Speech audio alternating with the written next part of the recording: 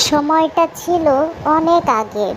সুমন আর নীলা নামে এক দম্পতি বাস করত। সুমন অনেক চেষ্টা করত কাজের জন্য, যে কোনো কাজ পেলে সে করার চেষ্টা করত, কিন্তু ভাগ্য সুমনকে এমন একটা জায়গায় নিয়ে গিয়েছিল যে সে লেখাপড়া জানা সত্ত্বেও কিছু করার চেষ্টা করলেও সে পারছিল না কিছু করতে। বাধ্য হয়ে সে অনেক কষ্ট করে, অনেক কাঠখড় পুড়িয়ে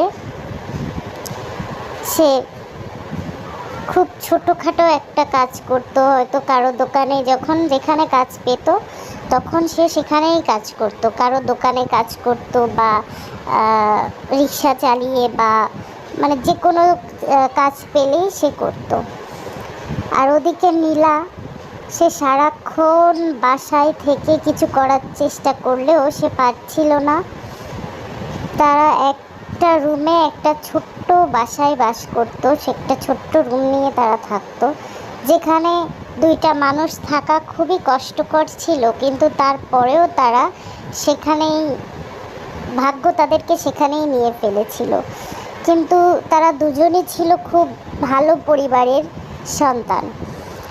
তো এভাবেই দিন চলতে থাকে, একবেলা খেয়ে দুই বেলা না খেয়ে এভাবেই তারা দিন চালাতে থাকে।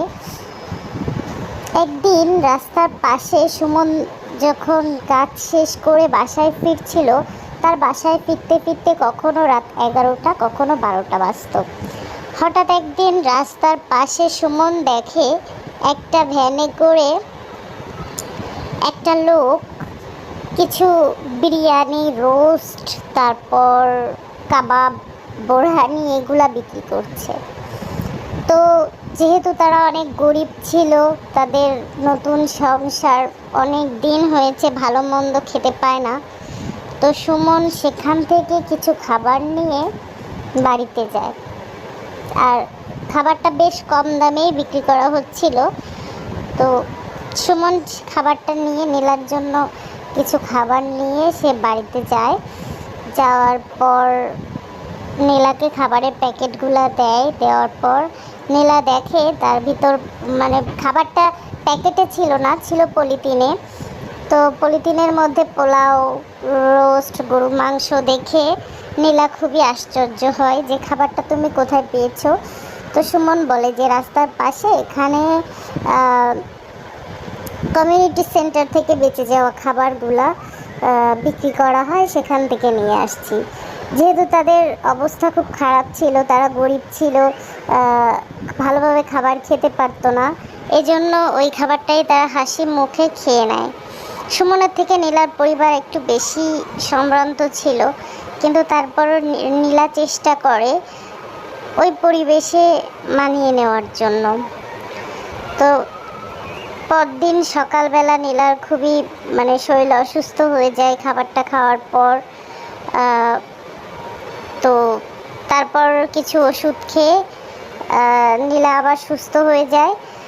তো এভাবেই চলতে থাকে। হঠাৎ সুমন আজকে এক কাজ করে, কালকে হয়তো কাজ পায় না, পরে তারা শুধু ডিম, আলু ভর্তা, এভাবেই তাদের সংসার চলতে থাকে।